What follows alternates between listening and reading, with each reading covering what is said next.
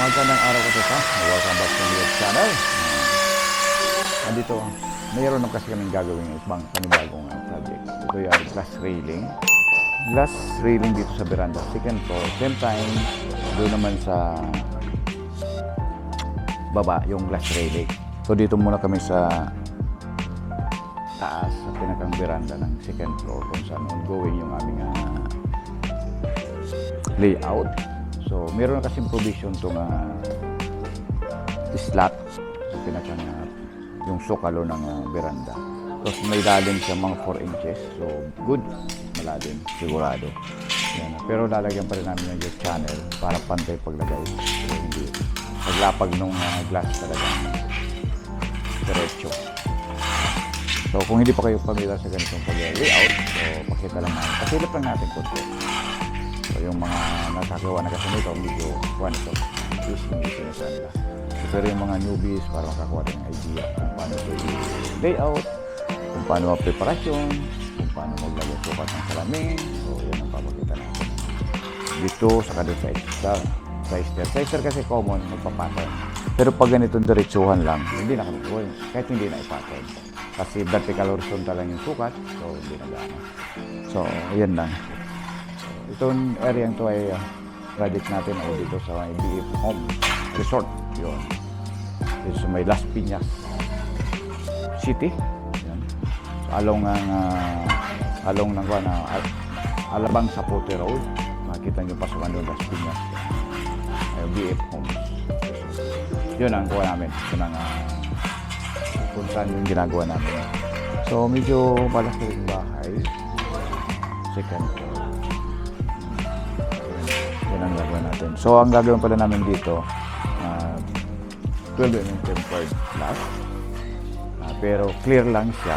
And then, kabagay kadalasan ng clear. And then, yung kuha niya, yung height niya nasa 45 inches based doon sa gusto ng approve. So, yan. So, bago punta natin yung layout, papasilip natin. So, kung bago lang kayo sa aking channel Katopa, huwag yung kalimutan subscribe at kung napanood nyo itong ating video, pakishare na lang para marami pang kapanood. Isang share lang, isang subscribe, isang papabi. So yan, let's go. Punta natin yung pag-gagawa natin. Yan kasi yung ito yung pinakang layout na. Yan. Rito, hanggang dyan, pag ganun. Yan. Tapos nagliko rito. Pero makita mo, naka 45. Naglalagay na kami dito. Naglalagay na kami ng yacht channel. So, tig-screw din namin. Yan si Ma'am Jessa. Ma'am, hi ka naman sa aking munting channel. Kaway-kaway ka naman. Yan! Yan. So, nagwalamis pa kami. Yan o. Ito kasi yung channel. Yung yacht channel, kung matatanong nyo, yan ay 3/4 by 1/8. Yung kapal yan, 1/8. Yan. So, mapansin nyo, doon na tayo sa Kuanapinis. Punta tayo. Ongoing kasi rito yung barena. Yan. So, yan mo. Dito, yun. Dito sa Kuan, naka 45 yan. Yan. Ito. Naka 45 yan. Dito yan, dyan yun sa dulo. Yung channel. Yes. Ayan, hanggang doon. Nakadiretso rin lang doon. Ayan. Pero yung interconnection namin dito, tingnan mo. Naka 45 siya. So, kumbaga nakakantumisa. Ayan. Diyan mag-interconnect yung glass. Doon hanggang doon sa dulo. Hindi pa kasi tapos. Ayan na. Shoutout pala sa mga taga gumagawa dito sa bahay. Itong Green Boys. Yan. Shoutout naman sa kay Kuya. Yan. At kay tatay, yan o, sipag ni tatay o, naglinis. Yan yung mga kasama namin dito sa paggawa. Yan. So back to business tayo. Yan. Yan. Doon, sa dulo. Yun, doon liko naman yan. Paliko ganun. Muna. So, dati kasi kung wala pa tong slot na to, kailangan mong kayan. Kung hindi no, during construction, kailangan itong may abangan mo na. Minsan, ginabangan niya ng wood, pagbuhos, para pag natuyo, tinatanggal yung wood, ito na kalabasan. Pero optional naman kasi hindi pwedeng hindi nalagyan itong itong yacht channel, pero mas better lagyan yan, yacht channel. Kita niyo. Kasi ayan, paglagay ng glass pantay siya. So hindi wala kang isipin. Pantay-pantay. So yan yung gandun. So bilangin na lang natin kung ilang ilang salamin yung kailangan. So ito yung kung paano namin interconnect. Yan. So pansin mo rito, naka 45 siya. Yan.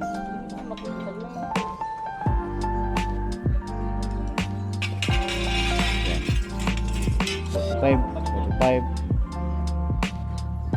Doon sa 45 din yan. Sa kanto, doon sa kanto, naka 45 degrees din. So, ang ilalagay pa naman dito, ulitin natin, 12 mm tempered. So, kung under construction makatupa yung mga ganitong design, at kung nakuha kayong kontrata o contract sa inyo na award, better makipag-coordinate kayo doon sa natin doon sa pinakang civil, kailangan may abang na. Minsan kadalasan ito, yung islat na nakita nyo, bago nila nalagay yan o binubuhusan yan, naglalagay na ng kahoy or something wood or plastic, something na pwedeng maalis pag tumigas. Ayan. Para pag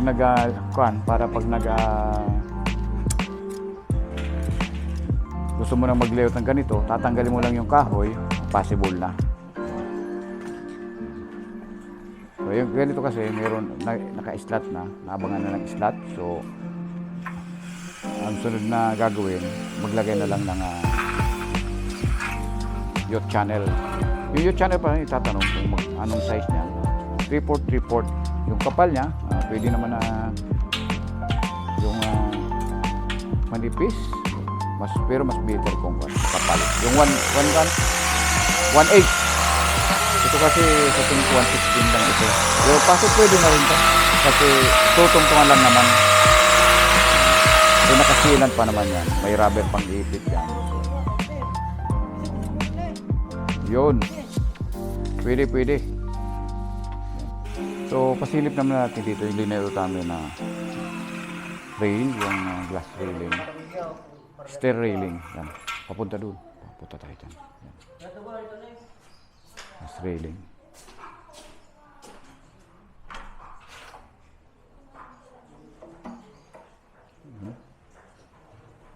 Tapos, ayan yung... yung barina? Saglitan. Oy! Hiramin daw yung barina. Ito yung isa sa gagawa namin. Ito yung pinakang hallway sa second floor. Pero may dalawang type kasi ito, dalawa yung gagawa namin. Isang glass railing dito sa second floor, pinakang hallway o veranda. Pero meron din kami rito. Ayan. Dito sa stair. Yan. Dito kasi sa stair, nalagyan na namin ng pattern. Yan. So, kasi hanggang lang muna dito, gawa ng papa-approve muna namin sa client. Yung height kasi yan na yung height. So, dito lang kasi nagkakatalo dito sa pinakang hallway ng second floor. Kasi kailangan dito 45. Pumapansin mo, pag nag-45 dito, hanggang yan dito tataas, tapos bababa. Kasi dito 45 naman to. Yan. 45, siya lang 45 inches, sorry. 45. Simula dyan sa flooring, sa step hanggang dito, 45 based dun sa binigay na details. Yan. Pero ito, may abang na rin steel. Yan. Hindi na kasi pwedeng ibaon dyan, gawa ng kuwanda yung I-beam. So, nandito. So, lalagyan. Mga dalawang ang gusto nila, dalawang hati. Sabihin natin tatlo. Pwede yung tatlo. Yan. Dito.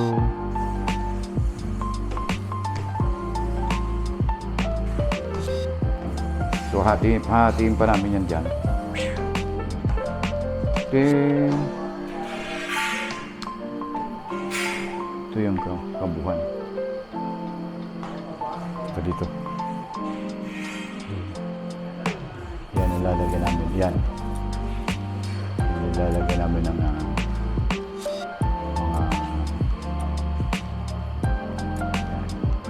Dito.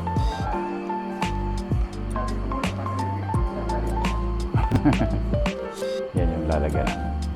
So stay tuned kasi paglagay namin ikuha natin. Ito pattern pa lang. So kung first time nyo lang kasi maglalagay ng glass railing, importante yung plano. Ano ba yung design? Yun ang susundan. So ito kasi yung pinakang plan. Diretso lang. Parang nakakuha lang dyan, naka suksok lang yung ano mo sa nila yan. Naka stand still lang dito sa slot niya. Sisilan pa lang yan. Pero may mga ipang-ipit pa yan dyan. So, kaya pinatter namin kasi para pagpa-tempered kasi yan, dito kasi naka-degrees yan. So, kailangan putulin. I-degrees tayo. Yan, ito naka-90 diretso. So, naka-stand siya. Nandun. So, yan na yung papatter namin. Kaya importante, alam natin yung pan. Diretso ito. Yan.